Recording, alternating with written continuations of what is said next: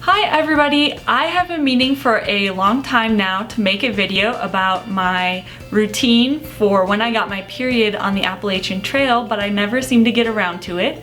So here it is. If you are not interested in the issue of feminine hygiene in the backcountry, or if you are grossed out by frank period talk, I would recommend that you not watch this video. For women on the trail, a significant concern for hygiene and source of annoyance is getting your period in the backcountry. If you are a woman who gets your period regularly while hiking, you will ultimately have to make a choice. Either you pack in pads and tampons and pack out your used ones in a Ziploc bag when you're finished with them, or you use a reusable product like a menstrual cup and deal with the hygiene issues that I will be discussing in a few moments. Of course, you might choose to forego your period altogether. If you're comfortable with the birth control pill, many doctors will okay you to take multiple months back to back without the break week, so you can consult with your physician about that option, although realize that you may experience breakthrough bleeding from this. Personally, I had gotten a Mirena IUD only a couple of months before I left for my thru-hike, so while a year later my period is basically non-existent, at that point my period was pretty heavy still, so I had to find a way to deal with periods while on the trail. Many of the women I spoke to on the trail opted only to use pads instead of anything internal due to concerns about hygiene.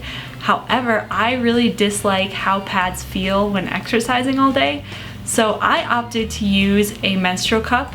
I chose the softest menstrual cup I could find, which is the Sckooncup, and I have the small size, which is designed for a woman who has not given birth yet. It's very pliable and flexible. As you can see, I think that makes it a little harder to insert, but once you get used to it, it is more comfortable than any other menstrual cup on the market, in my opinion. The other thing is that this flexible thing at the bottom makes it a little harder to take out. However, it also is very comfortable, so I really like it. Initially, after getting the IUD, I was a little concerned about the potential for the suction of the menstrual cup to expel the IUD because there are stories of that happening. However, I read up on it and it seems that as long as you are careful to break the seal on the menstrual cup before removing it, as I have been, you will not encounter any problems with expelling. So just make sure that you're always reaching in and breaking that seal before you pull it out if you have an IUD. If you are unfamiliar with the menstrual cup, it is a bell-shaped container, usually made of medical grade silicone, that you wear inside your vagina during your period in order to catch your menstrual blood. And it is different than a tampon, which absorbs your menstrual blood because it does not carry the same risk of toxic shock syndrome, as it is not absorbent. It simply is a receptacle for the bodily fluids to go. There is a bit of a learning curve for using a menstrual cup, and it does take a certain degree of comfort with your body in order to use one. When I first heard of the menstrual cup, I was 18 years old and there was a marketing team on my campus handing out menstrual cups for free as part of a promotion, and I remember being horrified because at the time I would never have considered something that had such an involved insertion process.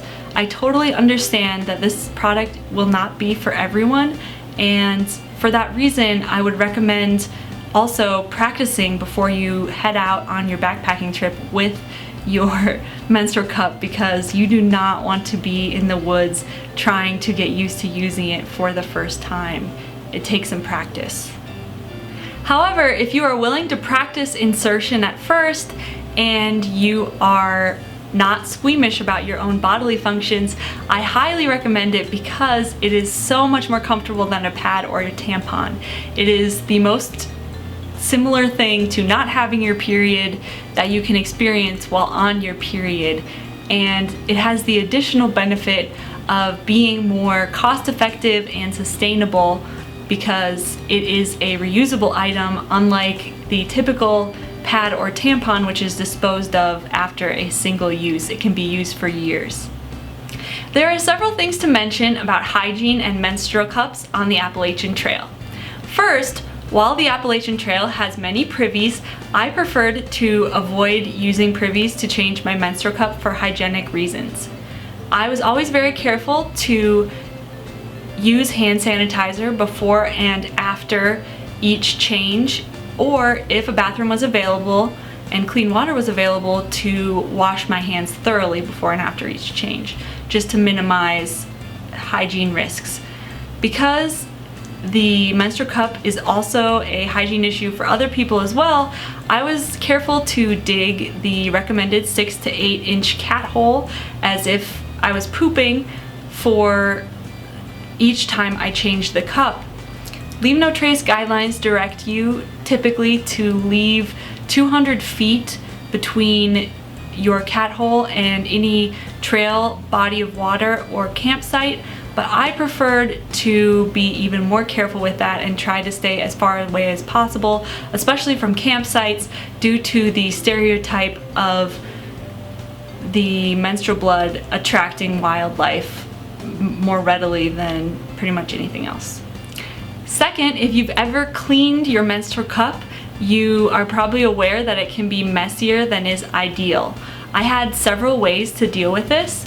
The first was that I brought a small size squeeze water bottle, and during my period I would store clean water in it, and when I needed to change my menstrual cup, I would just, over the cat hole, I would pour the water in it and then dump the cleaned contents into the cat hole so that it would be easier to clean out. The second thing that I would recommend is bringing some non-irritating wet wipes with you. You will have to pack these out because you cannot leave them, but it's really important to have these if you are using a menstrual cup, because you will probably at some point need to clean off your hand or your body somewhere, so I highly recommend bringing that. Just plan on packing it out. Third, I hate to bring it up because it is gross, but it makes a huge difference in odor if you change your menstrual cup every 8 to 10 hours versus waiting 12 plus. I highly recommend doing it more often, because for a minimal increase in inconvenience, you're greatly decreasing the likelihood of having to deal with an unpleasant odor. The last thing you want in the backcountry is any more hiker funk than you already have, in my opinion. Fourth, cleaning your menstrual cup between uses is important.